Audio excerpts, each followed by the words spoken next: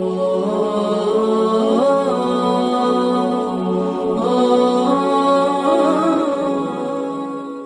ہو یا کابرین ہو یا اس کے بعد کے اولیاء کرام ہو، سب جمع ہوتے ہیں۔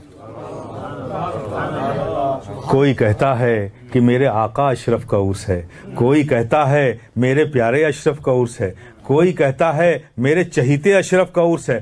بڑا ہے تو چہیتا کہتا ہے، چھوٹا ہے تو آقا کہتا ہے۔ یہ سب بڑے اور چھوٹے سب بزرگوں کے عرس میں تشریف لاتے ہیں، چونکہ اس ولی کے لیے اس کی زندگی میں اس سے بڑا دن اور کوئی نہیں ہوتا۔ تو سارے اولیاء کرام ہوتے ہیں۔ اب غریب نواز کی بارگاہ میں عرس ہوتا ہے تو ظاہر ہے کہ نجف اشرف سے مولا علی بھی آتے ہوں گے، غوث اعظم بھی آتے ہوں گے، سرکار دو جہاں بھی تشریف لاتے ہوں گے۔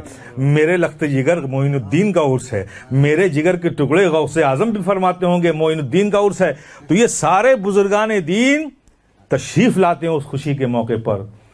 اب جب سب موجود ہوتے ہیں، خواجہ اپنی جگہ پر ہیں، کہیں قطب الدین بختیار کاکی کھڑے ہوں گے، کہیں بابا فرید گنج شکر ہوں گے، کہیں محبوب الہی نظام الدین ہوں گے، کہیں سیدنا غوث اعظم ہوں گے، کہیں نجف اشرف سے مولا علی ہوں گے، کہیں امام علی مقام کھڑے ہوں گے۔ سب چہیتے معین الدین کو مبارکباد دے رہے ہوں گے، اور ایسے حالت میں ہم جیسے منگتے ہاتھ پھیلائے بھیک مانگ رہے ہوں گے تو خواجہ معین الدین کا انتظار کوئی نہیں کرے گا۔ کبھی بھیک غوث اعظم سے مل جائے گی، کبھی محبوب الہی سے اعظم سے مل جائے گی، کبھی محبوب الہی سے مل جائے گی، کبھی قطب الدین بختیار کاکی سے مل جائے گی۔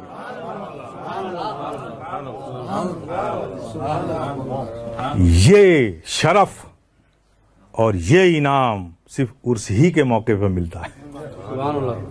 عام دنوں میں جاؤ گے تو خواجہ تو ہیں ہی ہیں سب کے لیے، لیکن عرس میں جاؤ گے تو صرف خواجہ ہی نہیں ہیں، لینے والے ہاتھ کم ہوتے ہیں، دینے والے ہاتھ زیادہ ہوتے ہیں۔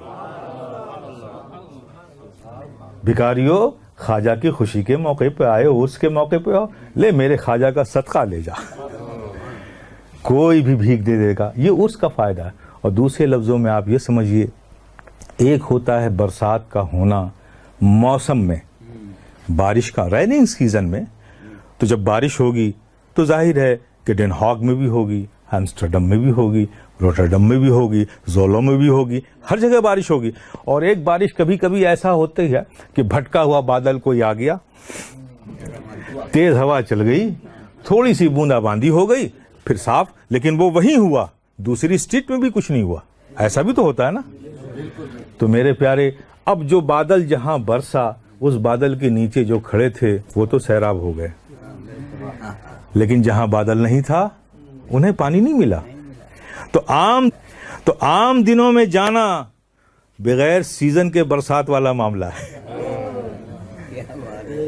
آپ جاؤ گے، آپ نے کے مانگنے میں تڑپ ہوگی، آپ کے مانگنے میں وہ کشش ہوگی، آپ کے مانگنے میں وہ خلوص ہوگا، آپ کے مانگنے کا انداز اچھا ہوگا، وہ آواز دل کی آپ کی وہاں تک پہنچے گی، وہ توجہ فرمائیں گے، آپ کو بھیک ملے گی۔ لیکن یہ عرس برسات کا موسم ہے، کوئی کہیں کھڑا ہو، کھلے آسمان کے نیچے نہ بھی ہو، جب بھاری بارش ہوتی ہے تو آپ اپنے کمرے میں بھی کھڑکی کھول دو گے نا تو وہاں بھی بارش کی بوچھار پہنچ جائے گا۔